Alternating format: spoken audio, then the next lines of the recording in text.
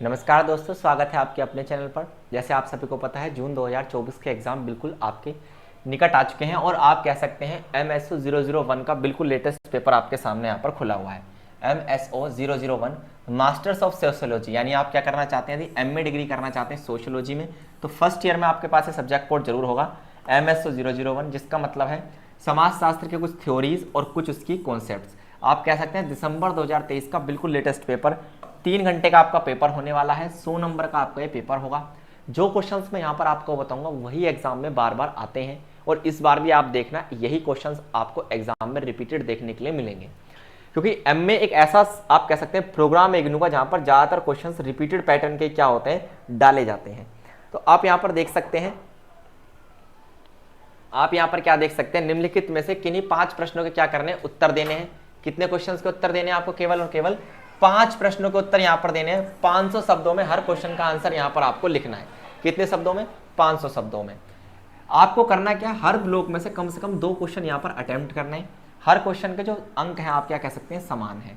तो it means 500 शब्दों में आपको करने हैं 5 क्वेश्चन, तो 200 और आप कह सकते हैं 2500 2500 वर्ड्स में आपका क्या हो जाएगा, पूरा पेपर ये कंप्लीट होने वाला है। क्लियर दोस्तों?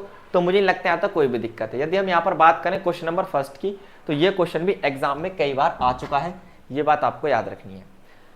देखिए पहला क्वेश्चन है, सामाजिक संरचना एक वास्तविकता है। जो आप देखते हैं सोशल स्ट्रक्चर मार्केट में चल रहा है ना, वो क्या है, एक वास्तविकता, इट्स रियलिटी, है ना। इसके ऊपर किसके विचार आपको बताने हैं? रेड क्लिफ के विचार आपको बताने हैं। रेड क्लिफ ब्राउन का जो दृष्टिकोण है इसको लेकर, वो आपको बताना है। बहुत सारे दृष्टिकोण आपको सामाजिक संरचनावाद पर मिलेंगे, या फिर आप कह सकते हैं सामाजिक संरचना के विचार पर बहुत से दृष्टिकोण आपको मिलेंगे। उनमें से जो रेड क्लिफ का दृष्टिकोण आपको देखने के लिए मिलेगा, दैट इज इंपॉर्टेंट क्वेश्चन। इसके बाद जो सेकंड क्वेश्चन यहाँ से एग्जाम में आता है हर बार, वो मैं आपको यहाँ पर बताऊंगा। नव प्रकार्यवाद, ये कई बार टिप्पणी में आया हुआ क्वेश्चन है। ये टॉपिक है नव प्रकार्यवाद। इसके लाभ भी आपसे पूछे हैं और इसकी सीमाएं भी। 10 नंबर में तो आपको लिखना है नव प्रकार्यवाद के बारे में, 5 नंबर में आप इसके लाभ और 5 नंबर में आप क्या लिखेंगे, इसकी सीमाएं। नेक्स्ट क्वेश्चन है, शक्ति स्थानीय समुदायों में कैसे काम करती है। जो शक्ति का कॉन्सेप्ट है, पावर, वो स्थानीय समुदाय में किस प्रकार से काम करती है, क्योंकि सोसाइटी से रिलेटेड क्वेश्चन यहाँ पर पूछे जाएंगे। सोशियोलॉजी की बात है तो मेन एस्पेक्ट क्या बन जाता है इसका, सोसाइटी बन जाता है। ठीक है, इसके अलावा यदि बात करें तो प्रकार्यवाद वाला क्वेश्चन अच्छे से कर लेना, इस बार आएगा एग्जाम में। वेबर के शब्दों में आपको मोहभंग जो होता है इसका अर्थ आपको बताना है। आर्थिक प्रगति को किस तरीके से प्रभावित करता है, किसी भी व्यक्ति की समाज में आर्थिक जो प्रगति होती है उस पर इसका क्या प्रभाव पड़ता है, ये क्वेश्चन है। शक्ति या सत्ता के समाजशास्त्रीय अध्ययन की चर्चा कीजिए, यानी आप बताइए शक्ति को, आपको पता है शक्ति को राजनीति में अलग तरीके से देखा जाता है। जब राजनीति विषय हम पढ़ रहे होते हैं तो वहां शक्ति को अलग तरीके से परिभाषित किया जाता है, पावर के रूप में। ठीक है, लेकिन यहाँ पर समाजशास्त्र में शक्ति का क्या मतलब है, ये आपको यहाँ पर बताना है। तो यहाँ पर एक इसका खंड फर्स्ट कंप्लीट हो जाता है, जिनमें से केवल और केवल आपको 2 क्वेश्चंस करने थे। और वो 2 क्वेश्चन कौन से आप यहाँ पर अटेम्प्ट कर सकते हैं? एक तो नव प्रकार्यवाद वाला जो क्वेश्चन है दोस्तों, ये जो नव प्रकार्यवाद वाला क्वेश्चन है ये आपको अटेम्प्ट करना है।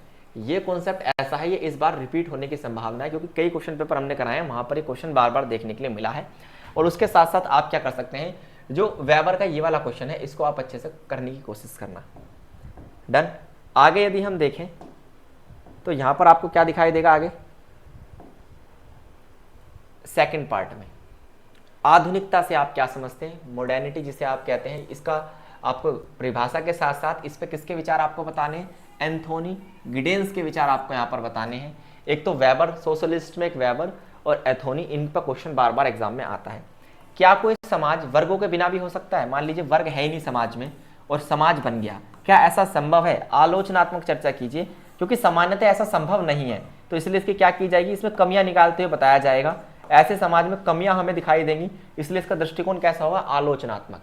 जब हम किसी बात को स्वीकार तो रहे होते हैं लेकिन कुछ कमियां निकाल के उसे स्वीकार रहे होते हैं, तो इस दृष्टिकोण को हम क्या कह देते हैं, आलोचनात्मक दृष्टिकोण कह देते हैं। इतनी सी बात आपको याद रखनी है। क्लियर? चलिए, तो क्वेश्चन नंबर यदि हम यहाँ पर 8 देखें, सामाजिक स्त्रीकरण पर, जो समाज का स्त्रीकरण हुआ, लेवल समाज का जो बनाया गया है, इसके स्त्रीकरण पर डेविस और मूर के आपको क्या बताने, विचार बताने हैं। ठीक है, निर्जातीयता क्या है, इंपॉर्टेंट क्वेश्चन है दोस्तों, इसे पर ट्रिपल स्टार आप लगाओ। निर्जातीयता है क्या, इसके अध्ययन में कौन कौन से साधकों का इस्तेमाल किया जाता है, कौन कौन से इंस्ट्रूमेंट्स का यूज यहाँ पर किया जाता है। ठीक है, इसके अलावा क्वेश्चन नंबर 10 आप यहाँ पर देख पाएंगे, लोकतंत्रीय शासन में, जब किसी भी देश में डेमोक्रेटिक क्या हो, एडमिनिस्ट्रेशन हो, सिविल समाज की भूमिका आपको बतानी है। सिविल समाज और नागरिक समाज जो होता है, यहाँ पर आप कह सकते हैं नागरिक समाज की भूमिका। ठीक है, यदि नागरिक समाज के बारे में आपको कॉन्सेप्ट क्लास चाहिए तो आप MPS 001 जो आपका MA पॉलिटिकल साइंस का सब्जेक्ट कोड होता है, वहाँ की प्लेलिस्ट जाके चेक कीजिए, उसमें आपको नागरिक समाज वाला कॉन्सेप्ट बहुत अच्छे से मैंने कराया है, उसे आप जरूर पढ़ लेना, क्योंकि एक क्वेश्चन यहाँ पर 20 नंबर का होता है। अगर एक कॉन्सेप्ट भी आपको अच्छे से क्लियर हो जाए, इट मीन्स आपने 20 नंबर यहाँ पर स्कोर कर लिए। तो इंपॉर्टेंट क्वेश्चंस मैंने आपको MSO के बता दिए। मुझे नहीं लगता यहाँ तक कोई भी परेशानी आपको हुई होगी। यदि आप इसकी कॉन्सेप्ट क्लास चाहते हैं तो कमेंट करें, आपको इसकी कॉन्सेप्ट क्लास भी दी जाएंगी। आज के लिए केवल इतना ही। थैंक यू, धन्यवाद, नमस्कार।